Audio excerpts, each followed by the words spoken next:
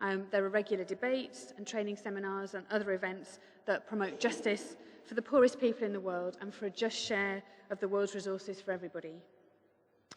I'm from an organisation called Global Justice Now, which until very recently was called the World Development Movement. And we're a campaigning organisation based in the UK, getting people to take action on issues of global justice, social and economic justice. We've worked on food issues for many years, most recently on a campaign around food speculation, where we successfully got the European Union to change some of the rules to stop businesses speculating on food prices that would have a very detrimental impact on people in the global south. The Fairtrade Foundation is joining us this evening with my friend and colleague Tim Eldred. I'm sure you don't need much of an introduction to the Fairtrade Foundation. They've been integral in getting fair trade an issue in the UK, and it was quite heartening today to look at the figures and remind myself that just in the last year, sales of fair trade produce have gone up by 12% and now account for some 1.7 billion of purchases in the UK alone. It's a really lively market and a real credit to the Fairtrade Foundation for drawing together issues of day-to-day things that we buy with social justice change by making sure that where those products come from, they bring about real benefits for people on the ground. And the reason why we felt it was important to look at why question whether agribusiness is the only way to feed the world is that at Global Justice Now, we've seen a real trend and a narrowing of the models that are open to countries in the global south to consider how they want to feed and sustain their populations. And we feel that the UK government has, through its funding choices with the aid budget, has really plumped for one model, the model of agribusiness, rather than other models in its solutions to that. And the first speaker will be my colleague Ian Fitzpatrick, who has been doing a lot of research on this recently, and that's what he's going to talk to you about. To tell you a little bit about Ian. So Ian is a colleague of mine at Global Justice Now, and he is a food sovereignty researcher, which is a great title. He's also the author of a new report, which was launched today, called From the Roots Up, How Agroecology Can Feed Africa. Before he started working with us, he was a researcher for a number of organisations that you'll probably have heard about, Sustain, the Food Ethics Council, and the New Economics Foundation. But I suspect he might be most proud of the work he did in establishing a bread co-op in Leeds. He has also lived in Nepal for many years, studying cardamom cultivation, which sounds quite exciting, and inequality as part of a PhD on anthropology. So without any further ado, I'll invite Ian up here to talk to you for about 10 to 15 minutes. Thanks a lot. Thank you. Thanks for coming out tonight. And thank you, Polly, and thank you, Trisha, who's hiding somewhere, for organizing this. And this is the report, by the way. It's published today. There's a couple of copies around somewhere at the back, I think. And there'll be some, if you want to come up and grab a copy at the end, then that's fine. Ooh, I've got to stand a bit closer, I think. So I wanted to start this talk with two quotes.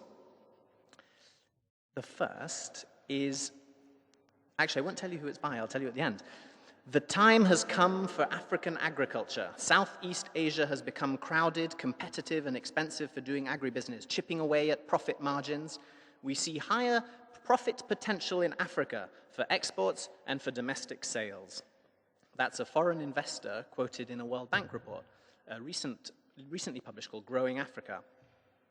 And another quote, in an IFAD report. IFAD is a development agency, a United Nations development agency, supporting smallholder farmers to play a greater role in food production and natural resource stewardship is one of the quickest ways to lift over 1 billion people out of poverty and sustainably nourish a growing world population. So in this talk, and in the report as well, I focus on Africa as a continent because it's this sort of investment opportunity, but also because it is one of the continents with the highest number of undernourished people. 1 in 4 people in sub-Saharan Africa are undernourished at the moment, more than in any other part of the world. Africa also has some of the lowest levels of agricultural productivity, very high population growth rates, and low levels of investment. And food is difficult to access for millions of people, so there's a lot of infrastructure limitations. And for all these reasons, we're told, Africa needs a green revolution, similar to what took place in India, and there are organizations at the moment like AGRA pushing for a green revolution in Africa, and this means a lot of high-tech farming, agrochemical companies coming in, high-yielding seed varieties, and modern food processing and distribution. And if these things don't happen, we're told, Africa will be unable to feed itself. This is why donors, development agencies, and governments across the world are pushing for a one-size-fits-all industrial model of agriculture across Africa and the world. One of these initiatives is the New Alliance for Food Security and Nutrition, which brings together G8 countries and is backed by over 600 million of UK aid money. And what this is doing is it's pushing countries to change their policies, agricultural policies, to make it easier for investment. In other words, to make it easier for corporations to increase their control of agricultural markets and resources in Africa. This agribusiness approach to farming is being pursued at the expense of small-scale farmers who currently produce 70% of Africa's food, in many cases by using sustainable farming methods, known as agroecology. Now, studies are showing increasingly that agroecology leads to food productivity and yields which are equivalent and sometimes better than industrial agriculture, corporate-controlled agriculture. Agroecology also leads to better opportunities for women, reduces the gender gap, increased income, employment, agricultural biodiversity, health and nutrition, and aspects of climate change. It helps to mitigate the impacts of climate change. So what is agroecology? One of these new terms that hopefully will be being used more and more. It's the science of sustainable farming. So it's basically the same as saying sustainable farming, but it includes the political movement of farmers and peasants, fisherfolk, who are trying to improve the food system. So agroecology is about shifting the way our food system is controlled. Ultimately, it's about challenging the control of land, seeds, markets, and labor by big business, and putting the power back into the hands of the farmers, peasants, and communities that produce our food. I also wanted to mention the term food sovereignty, which comes up a lot and is slightly difficult to get one's head around. Food sovereignty refers to the rights for people to define their own food system. So it puts the people who produce, distribute, and consume food at the center of decision-making, at the center of decisions about how to create a food system. Now, a lot of organizations talk about food security, and we really want to push for the term food sovereignty to be used, because food security, which basically means having enough food to eat, you can be food secure in prison, as Raj Patel says, who's a well-respected author. So I wanted to just add in a comment about the situation in Africa. Africa is currently seen as unable to feed itself, and indeed imports a lot of its food. So some of the biggest imports into Africa are wheat and maize. But Africa was able to feed itself in the 1960s. In fact, it exported staple foods to other countries in the 1960s. And then throughout the 70s and 80s, the sort of balance changed from a net exporter of staple foods to importer. And the reason, part of the reason why this has happened in Africa, although it's kind of quite complicated, is that the agricultural production in Africa was designed during the colonial era to benefit us in the north, rich countries. So it's an export-driven production system that displaces local food production in exchange for cash crops, export cash crops. And this makes people and communities and farmers dependent on price fluctuations, on the prices of food, global prices of food. In other words, it reduces farmers' ability to have control over their food system, which is one of the fundamental elements of food sovereignty. So, to return to agroecology, there is now a mountain of evidence to show that sustainable agriculture, agroecology, can be as productive as industrial agriculture. There have been studies carried out by the United Nations that show that, for example, across Africa, communities that have switched to sustainable farming have increased their production yields by 116%, and in East Africa even more, compared to industrial farming. This isn't always the case, but there's a lot of mounting evidence that this can happen. So one of the other things, well, as I said before, agroecology has a lot of positive knock-on effects. It reduces the gender gap, increases income and employment. So to talk about the gender gap specifically, I wanted to mention this because on Sunday is International Women's Day. So women farmers carry out 70%, across the world that is, women farmers carry out 70% of agricultural labor. And it has been shown that women tend to grow a higher diversity of plants on land that they have control over due to limited access to land. This is a role that has been largely ignored by policymakers. Men tend to have more land titles, and therefore it means that they tend to have more access to agricultural inputs, to loans from the government or from abroad, and training. The United Nations has estimated that if women had the same access to agricultural resources as men, they would be able to increase total global production of agriculture by 4%. This, some people have speculated, is because women manage resources such as organic fertilizer and credit, financial credit, better than men. So one of the other things that agroecology has been shown to do is increase employment and income. One of the examples of this is in Kenya. There's an agroecological technique. This is a little bit kind of techie, but there's an agroecological technique called push and pull technology, which is basically using plants to attract or repel predators and pests so that you don't have to use chemicals. Using this in Kenya has enabled farmers to earn 3 times as much income as when they were using chemicals. So that's fantastic. And there's plenty of evidence of that across Africa.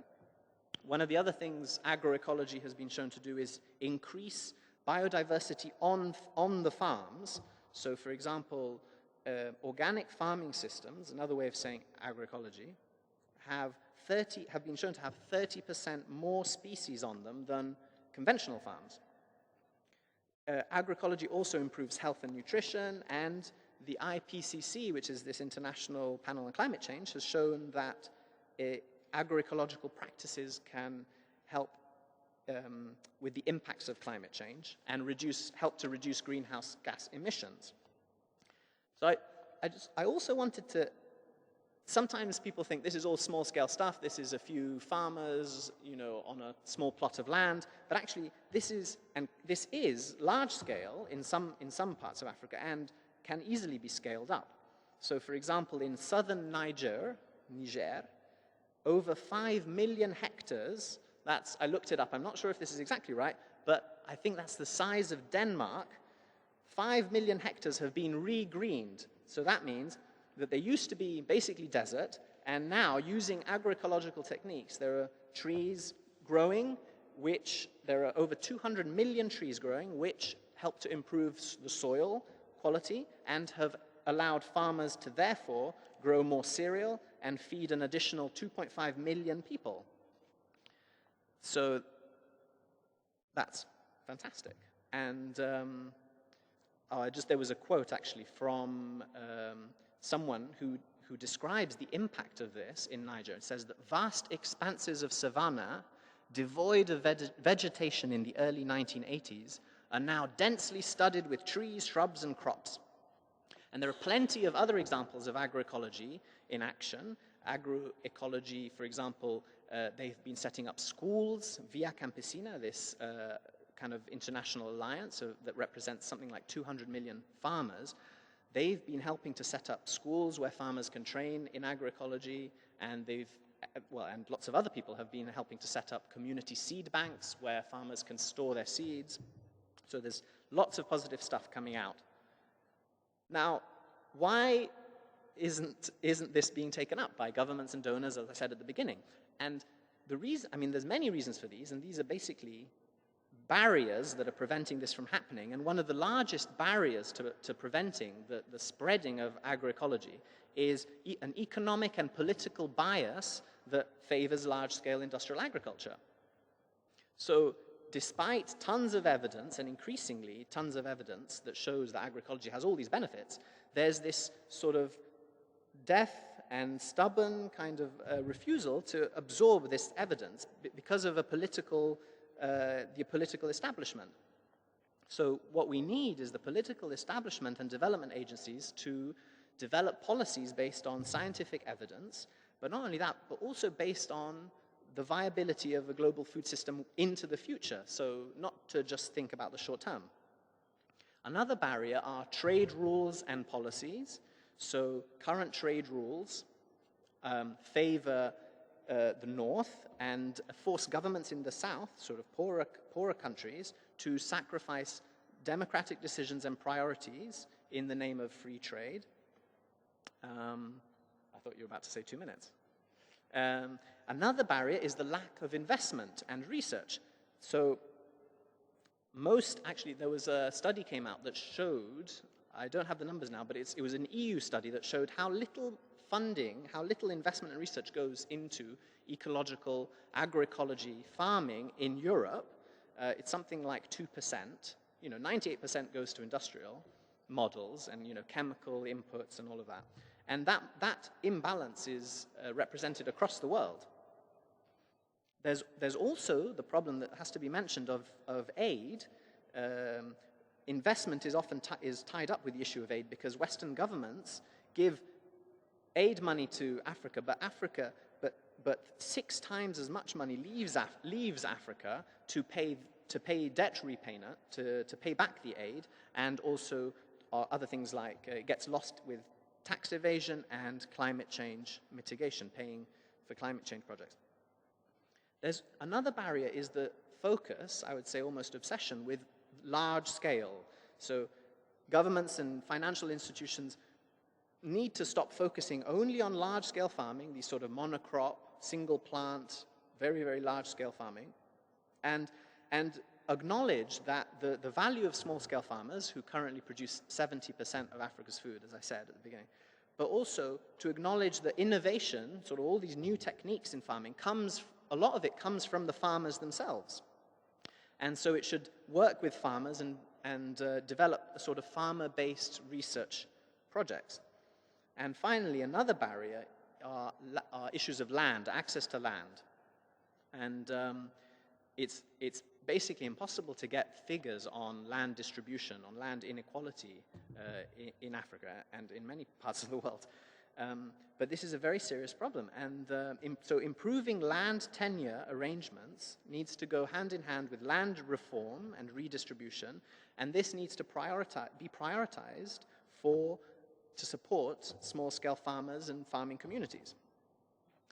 So what can we do to help agroecology, to get governments and donors to acknowledge the importance of agroecology and to change this imbalance?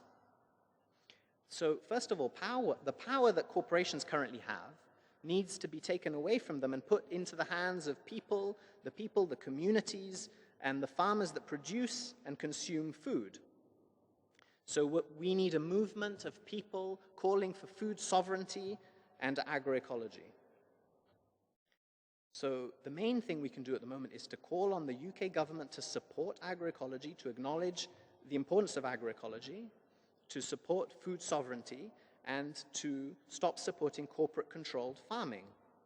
So we ask you to have a look at our website, globaljustice.org.uk, and within it there's the food campaign that will get you fired up to do that. And I just wanted to end with a quote by a writer and professor of agroecology who works at Berkeley in California. He says, he's called Miguel Altieri. He's a big figure in the agroecology world. And he says, the issue seems to be political or ideological rather than evidence or science-based. No matter what data is presented, governments and donors influenced by big interests marginalize agroecological approaches and focus on quick fix, input-intensive solutions, and proprietary technologies such as GM and chemical fertilizers. It is time for the international community to recognize that there is no other more viable path to food production in the 21st century than agroecology. Thank you.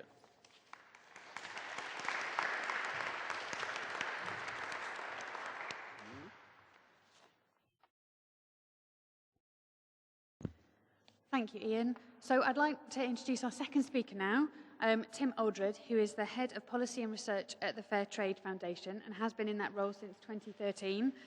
The Fairtrade Foundation oversees the use of the fair trade mark in the UK, and internationally there are over 1.5 million farmers and workers within the fair trade system.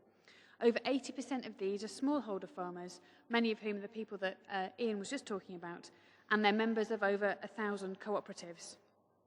Tim, like Ian, has been all around the world and has worked overseas since 1992 in development programs and on policy issues in countries including Afghanistan, Haiti, Kenya, Zimbabwe, and the Democratic Republic of Congo. Before he joined the Fairtrade Foundation, he worked as Head of Policy and Communications at Progressio and as Head of the Humanitarian Response Work and Support at CAFOD. So, Tim, come and speak to us. Tell us, is agribusiness the only way to feed the world? Thank you. It's so lovely to be here. Hello, everybody. Move that. Yeah, get my technology right. And really great to be here with Global Justice Now. I was at a meeting with Polly, and she got it wrong. No, just almost. She started to say world development, then she stopped herself and said Global Justice Now. We're all learning it. I guess, and I do want to really welcome this really important contribution to this such an important discussion about how we're dealing with farming around the world that Ian's work has led to. It's really important contribution to the discussion. We are in Fairtrade Fortnight, of course, and I guess probably the reason I got invited is so I could share a bit from the perspective of fair trade farmers and workers about what we think about some of this stuff and what we think might need to happen for agriculture to work better for all of us, whether we're rich or we're poor. Now, this 1.5 million fair trade farmers and workers, about 80% smallholders, and half of those smallholders, organic farmers, actually. So that's not exactly the same as agroecology, but you know, are very closely many things in common. It sounds like a lot of people, but of course we're part of a much bigger jigsaw of a great army. There's 500 million smallholder farmer households around the world, and you could probably add another similar number of plantation workers in agriculture as well, alongside them. And then the irony is that so many of those people who are growing our food that we eat are themselves desperately poor and hungry. Now, in Fairtrade, we're working with those who are part of global trade. So we're those who are connected into the supply chains. You know, the banana that comes off the tree in Cameroon and ends up in a fruit bowl in Cirencester. You know, that's the people we're working with. There are many others who are not connected into global trade in that same way, and the issues for them can be slightly different. But you know, if I may, I'll talk about the ones I know most about, which are the export farmers. And there is a big movement from government, from business, to work with exactly this exporting group of farmers right now. A lot of interest. And very clear message that donors and business want to use those kind of trading relationships ostensibly to tackle poverty. And they've set up, you can see emerging, some new kinds of relationships which are called public-private partnerships, because you've got a government actor and you've got a private company or more than one, and they're working together. That kind of partnership isn't new. They can be great. They can be really useful. There's a company called Matthew Algae, who you won't have heard of, but they import a lot of coffee. And they've done a great project with Sainsbury's, with Comic Relief in Uganda, with women's cooperatives, boosting the productivity, helping them to get certified with Fairtrade and helping them to get an organic certification, helping them to get a Rainforest Alliance certification. I don't like to talk about that, but I have to because it's true. So that ought to boost their sales, and it will be and their organisation. It's a good thing. So that kind of partnership with business isn't wrong. It can be a good thing. But we are now seeing this new kind of PPPs, and they're much bigger. The sums of money involved are much larger. There's something else which is different about them too. It's not just about that partnership with the cooperative or the producer. They're also looking at changing laws. So maybe the laws that relate to how seeds are purchased and distributed, or the land laws. Now again, that could be wonderful, could be great if, for example, it helps laws to be passed which protect land. But it could go the other way. It could mean, if it goes wrong, the enclosure of land, the sort of African equivalent of our common enclosure of the commons, if you like. And so that means we need to look at it really closely. And when we went to talk to our Fairtrade farmers and workers about all this and said, well, what do you think? Because they own us, they're 50% of our boards, they own us. And they said, well, actually, we'd quite like a bit of extra investment. We're not that bothered where it comes from, really, as long as it's the right kind of investment. So we thought, oh, right, okay, well, we'd better go and look at it. So we did. And we commissioned some people to go out to a few places and have a look at it. And we asked a very simple question. Are those farmers who are supposedly the object of these programs, are they actually being talked to? Are they participating? Are the program managers coming out to see what they want and what their needs are? Because you would assume that was a pretty basic thing. And what did we find? Unfortunately, it was really disappointing. The level of participation was really poor. Don't have a lot of time, but if I'll try and give you a quick example. In Ghana, our researchers met up with Chief Adam Tampuri. Now, he's a cashew nut farmer. He's also the chair of Fairtrade Africa, and he's also the chair of one of the largest cooperatives in the country of Ghana. There's a huge PPP backed by USAID and the World Bank, and it's aimed at increasing smallholder productivity. But from talking to Chief Adam, clearly he wasn't being talked to, and neither were his colleagues and counterparts in other organisations. There'd been a bit of a cursory attempt at consultation, but not a lot more than that. So that's really strange. A project which is intended to support smallholders, but it doesn't seem very interested in talking to smallholders. It's a bit weird. We also looked at Malawi. In Malawi, there's been a huge investment in sugarcane production from donors like the European Union and African Development Bank.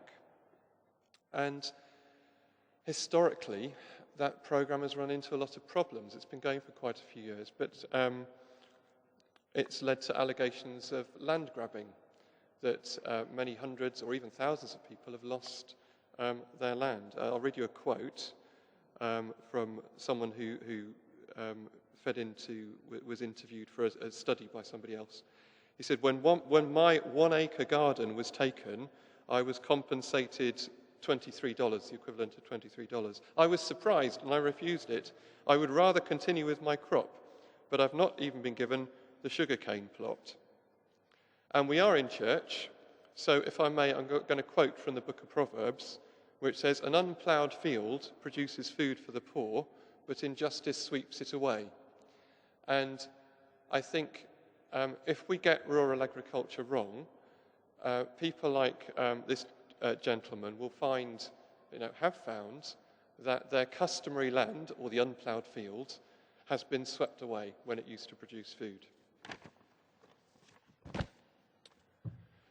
So, what's going on? I'm not really a conspiracy theory person. I don't think people who run these programs are bad people, and I'm sure they want smallholders to escape poverty just as much as the rest of us. So what's going on? I think what's going on is that smallholders are seen as beneficiaries. It's like, well, we're the experts, we know what's needed, we'll bring our fancy seeds, we know what needs to be done, and we'll just come and the smallholders will just, they'll know what to do, and we'll just tell them, and everyone will be happy. It's something, I'm overgeneralizing to make a point, but I think that's something of maybe what's going on. And there's something called being demand-led. In Ghana, the project that USAID was running was interested in rice and cereals, and they weren't interested in cashew nuts. So they hadn't gone to talk to the cashew nut farmers because that wasn't relevant to them. They wanted to talk about rice and cereals. So there's a demand-led thing, and it's leading to missed opportunities. Well, does it matter? I think it does matter. Let me read you another quote from Malawi. "We don't want to get into sugarcane. We're being forced. Instead, we want practical help with increasing our production through organic methods." There's an opportunity cost. If you shove all your money into corporate agriculture, you're missing out on the opportunity to do things in other ways. Now, organic production is a huge money spinner. Even within this export line, you get a big premium for organic produce if you can link up to the right market. It's not a bad decision. Organic farmers in Malawi aren't stupid. They've got a good business eye on what might work for them. And I think, yes, so where to go now? I think the message to managers of this new breeder program is that we desperately need a new P. We need a fourth P to put alongside the other three. And that P is participation, or people. You need to get serious about participation. You need to get serious about people. And you need to start consulting properly. A consultation's not easy. Anyone who's worked in a development program will know that it can be very difficult, especially when you're dealing with marginalized communities that don't have a lot of capacity. But that means it's even more important to get out and try and do it. You have to go and consult, or you're really going to run into all sorts of problems. And what had happened in Malawi was that essentially, without understanding what was really going on, the project had just exacerbated inequalities and problems that were there all along. And the presidents coming in with lots of money for sugarcane had just allowed that to spiral out of control and led to people losing their land. Another thing is that I think we need to get serious in our donor policy about supporting cooperatives. It's really hard for individual smallholders to hold their own. But when they work together, they can have a greater say, they can have a greater amount of power when the buyer comes to call to negotiate a price for the coffee beans or whatever it is. But they don't just happen. Thank you. They don't just happen. You need to engage and support cooperatives through a real proper strategy. So co-ops are really important. We mustn't, next point, I haven't talked about plantations and workers' rights. Don't forget about those. That's maybe the talk for another evening. I don't know how many, 500 million people working on plantations around the world. Very poor workers' rights, human rights in many of those situations. Let's get in there and support the trade unions with the work that they need to do to help organise the workers. We try to do that through Fairtrade standards. If we work with a plantation, it's compulsory that there's a really strong engagement with trade unions. So plantations, and we need government policy to be coherent. Ian mentioned trade policy. We have been having a battle with the European Union, who've said, "Oh, we've got a good idea. Let's strengthen the organic standards, And let's make it that if you have to have your whole farm organic, or we won't let your produce into the country. Sounds sensible, unless you think of a banana farmer with a non-organic goat who suddenly realises that his farm becomes non-compliant and he can't sell his organic bananas to the European Union anymore. So we've been having a battle with the European Union out of that, and I think they might be starting to see sense. But we need policy to be coherent and not cut people off at the knees. And I think we need responsible business too. I think the supermarkets and companies that we're buying from, they're getting their produce from people right around the world who are very poor, often in situations of human rights abuse. It's right for us to keep challenging those companies to do more, to put real commitments in place. It's right for us to congratulate them when they do well as well, I think, but it's so important that we keep the pressure on them as well. So, if agricultural development is going to bring about change, if it's going to be part of our solution to tackling hunger globally, then I think farmers and workers, they're the ones who need to come first. It's not just their voice in the discussions, but a real commitment to their priorities and their leadership, whether it's for agroecology, whether it's for something else, but a true commitment to their priorities and leadership. And I'm going to close with I'm probably overrunning now, aren't I, seriously, but I'm going to close with another Bible quote, because I'm in a church, so I'm going to do it. Better a little with righteousness than much gain with injustice, from the book of Proverbs. Better a little with righteousness than much gain with injustice. Thank you.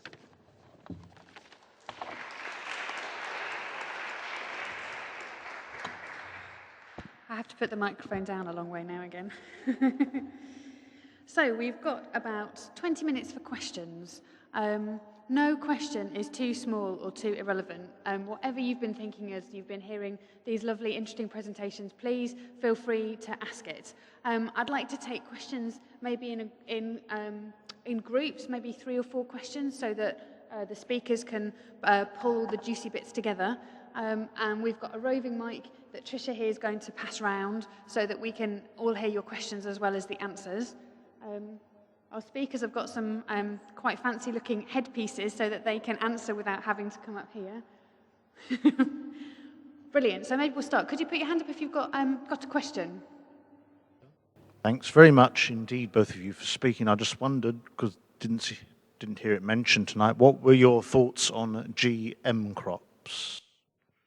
Any other questions to get us going? What I'd like to know is, how do you get away from the fact that the money that comes into Africa doesn't get down to the farmers, i.e. corruption? Any other questions in this first round, particularly maybe from a woman? Had lots of men speaking, as ever. It's not so much a question, I'm just a bit confused. I get the impression from the first speaker that, big business is coming, there's going to be big land grabs, there won't be any room for the small farmer anymore. And they even lose land. And yet from the Fairtrade Foundation, I didn't get the impression that the same urgency was there. Obviously Fairtrade is very much working with smallholders. I'm just a bit confused about how much of a threat is this and how far advanced is it? When I by the threat, I mean, I got the impression there's a real threat of big land grabs taken away from the people who have farmed their land for generations. So I'm just a bit confused. Okay. We've got that? Okay, so we've got 3 questions about GM, about corruption, and about how big of a threat is this agribusiness, big business model. Maybe we can go to Ian first. To me first? Yeah. Fantastic. GM crops, very controversial topic.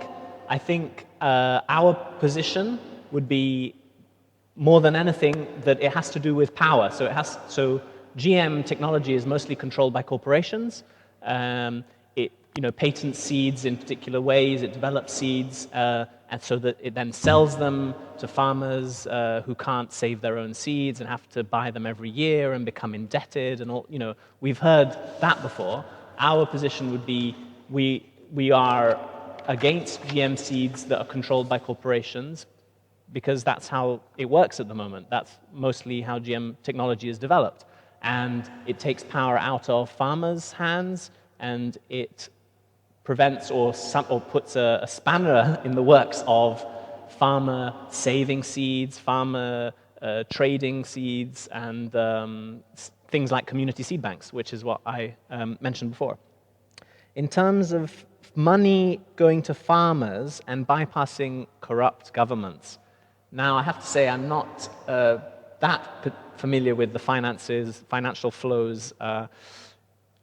All I can say is that there are projects that are successful that we hear about that have been developed with the participation of farmers, as Tim mentioned. I think the most important thing is to involve farmers from the beginning all the way through whatever projects are being developed, and for transparency to be there first and foremost, and for farmers to reap the benefit, and if they're not, for that to become visible, or for farmers to be able to express their disapproval of projects. And in terms of the size of sort of land grabs and the sort of size of the issue, I think this is very much a kind of country-by-country problem.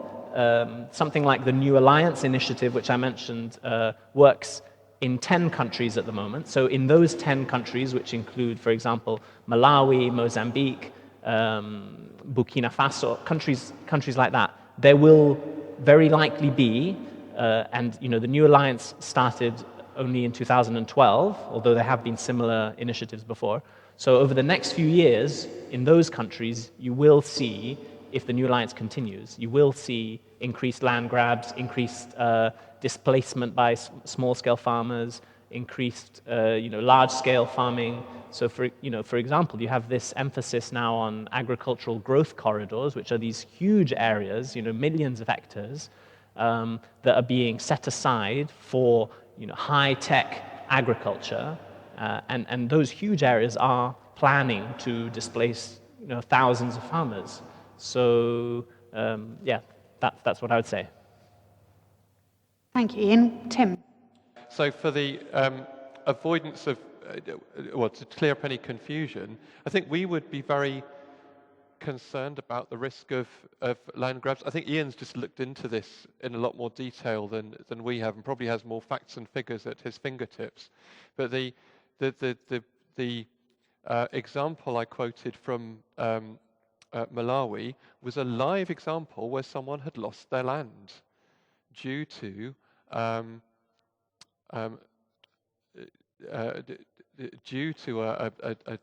agricultural program that in this aspect had gone wrong.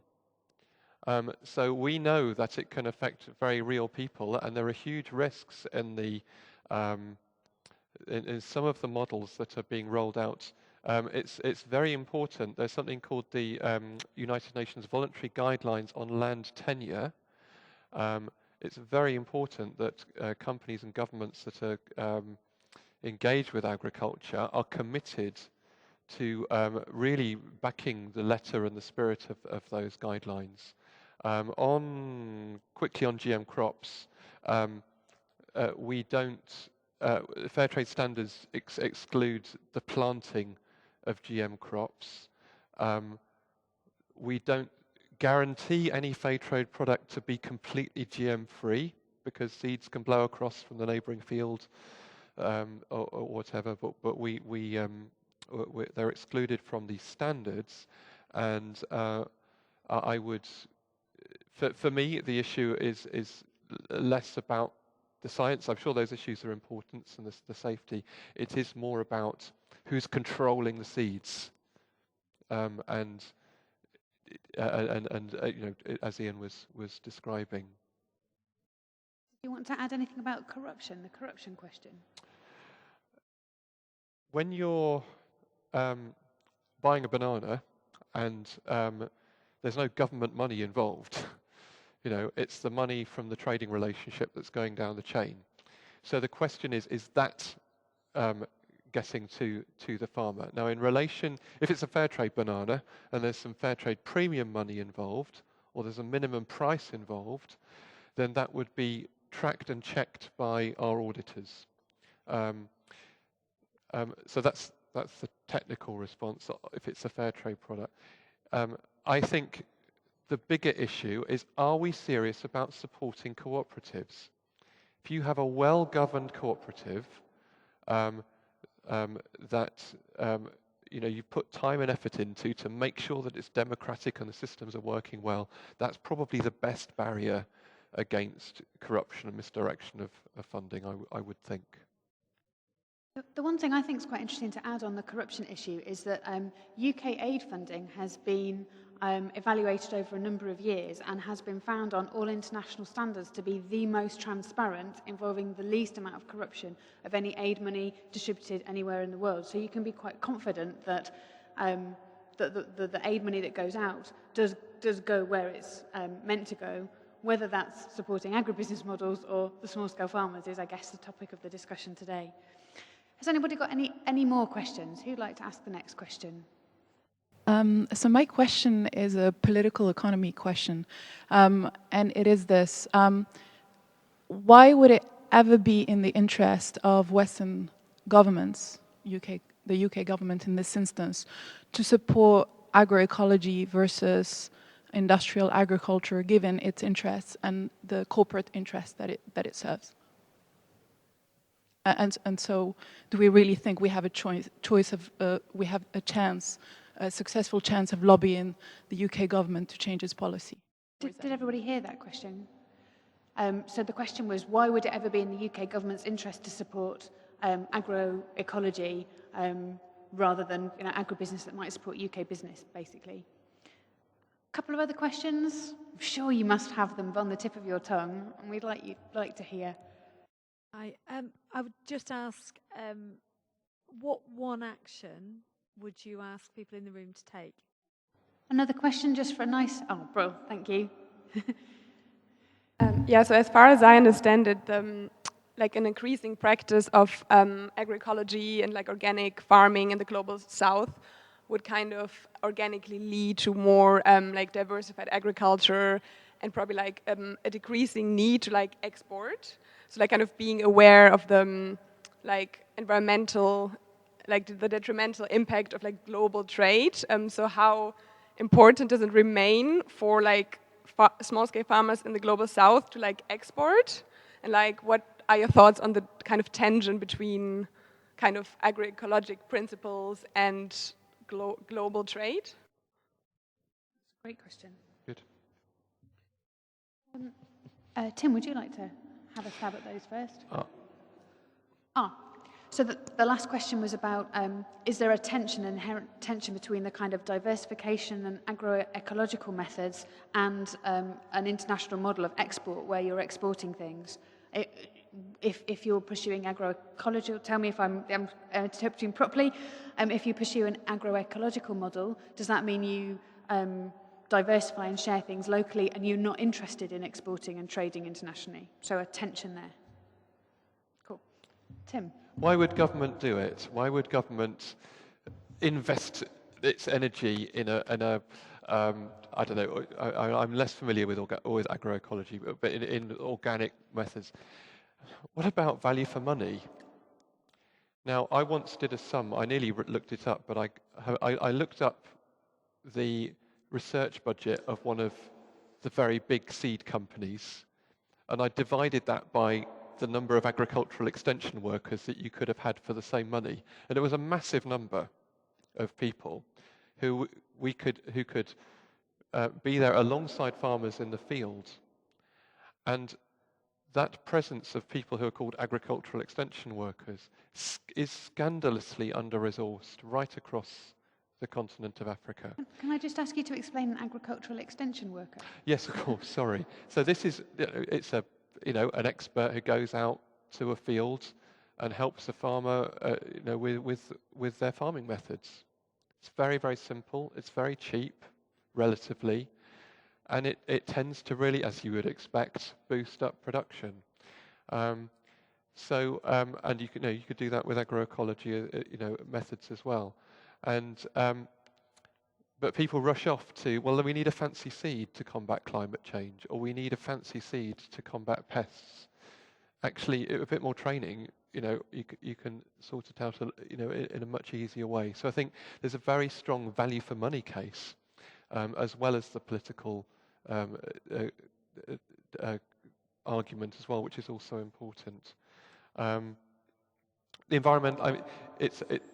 environmental impact of trade, and there's a risk that because I'm from Fairtrade and what we do is we're thinking about the supply chains, that's what I'm talking about, is what's happening in the supply chains. But of course, most smallholders are not in those big international supply chains, and I would tend to support that sense that we need to think all the solutions can't be with us buying stuff from Africa. That's not what the message that should be coming out. What one action? For me, I think it's think about our food and take the action that prompts you to take. Difficult questions.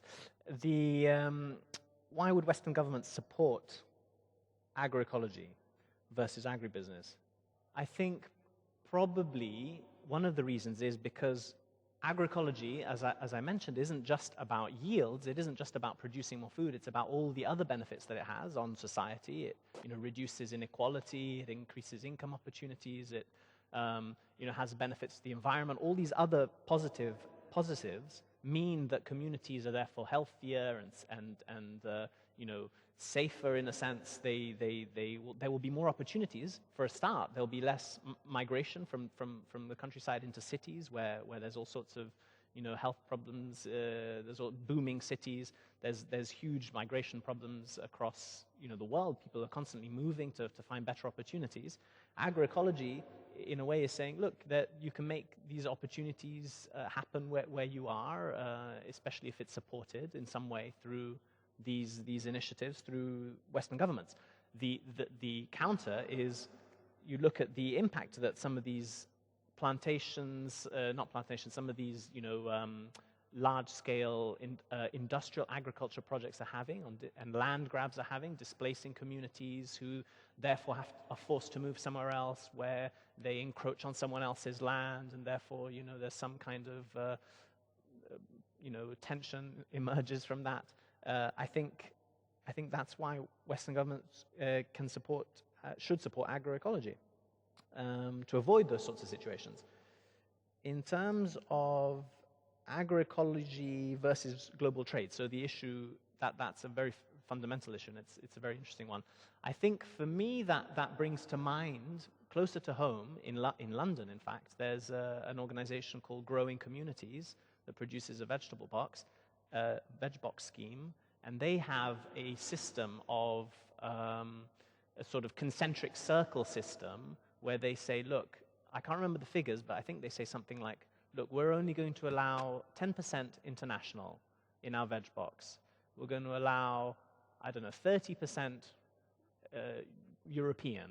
You're left with 60% UK, which, and UK, by the way, until recently is about 60% self-sufficient, although the figures are dropping.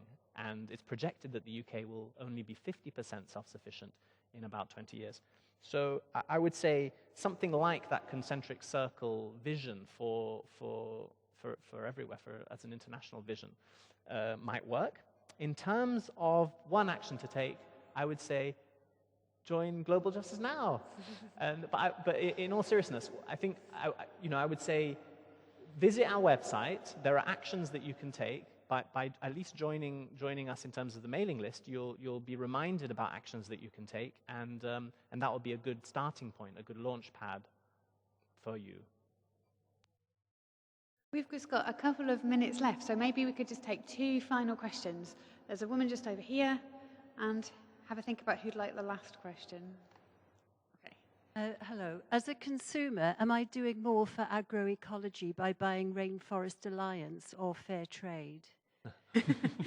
And the last question is with this gentleman just here. Digital life is really disrupting a lot of business models across many sectors.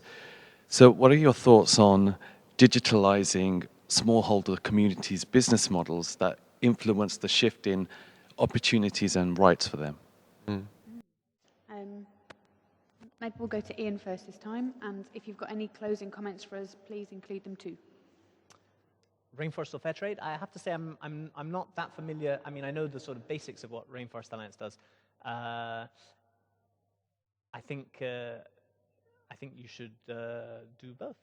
I think actually the answer is actually you should look for an organic certificate. This is probably you're probably more likely to get closer to agroecology. Oh yeah, if it's about getting closer to if you want to support agroecology, then a fair trade certificate on its own or an RFA certificate on its own isn't going to get you there. You need to look for the organic certification.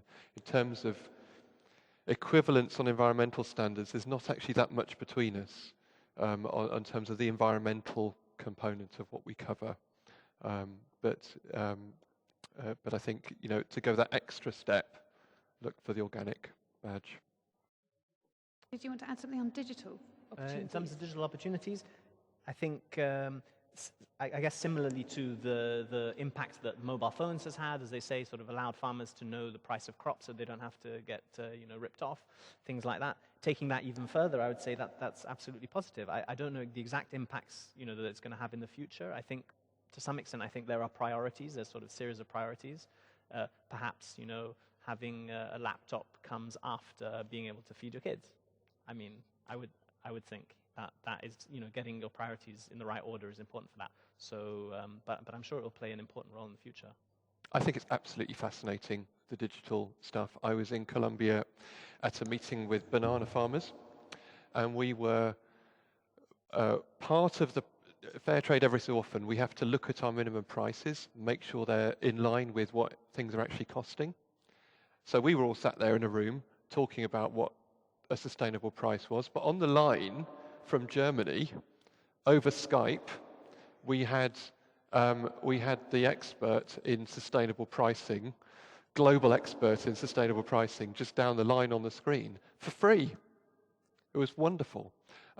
So these kind of links that the technology offers us are super, and things like the availability of banking via mobile phones and the ability to access market prices. We are, I think, seeing these kinds of things coming in. They are hugely important. It's a whole discussion on its own, I think.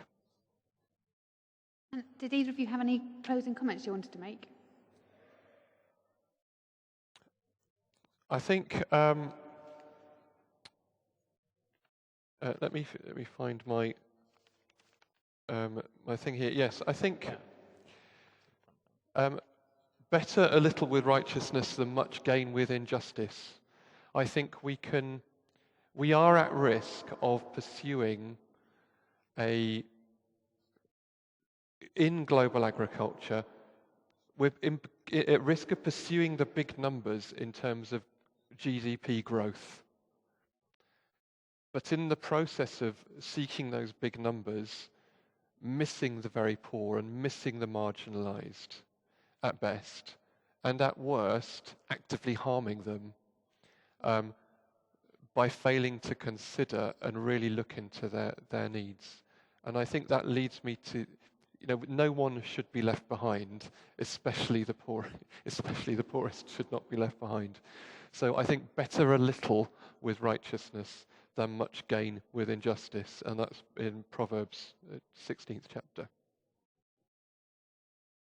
I think, like a lot of terms, sustainability and development, which we dropped by renaming ourselves Global Justice Now, there's a real risk that agroecology and, I was going to say unfair trade, but I mean, there's a real risk that these terms will get co-opted by government, by business. Big businesses will start saying that they're doing agroecology, and I think that it is very important that we continue to inject into agroecology this idea of the political and social aspect of it, and that we hammer at the door of DFID, the Department for International Development, and continue to remind them of the importance of agroecology and the importance of food sovereignty, which I think and I hope will be words that they'll become very familiar with very shortly.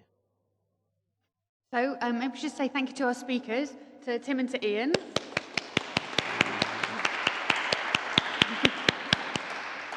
I hope you found it interesting thinking about, well, that agribusiness isn't the only way to feed the world, but particularly the role of small-scale farmers and agroecological practices.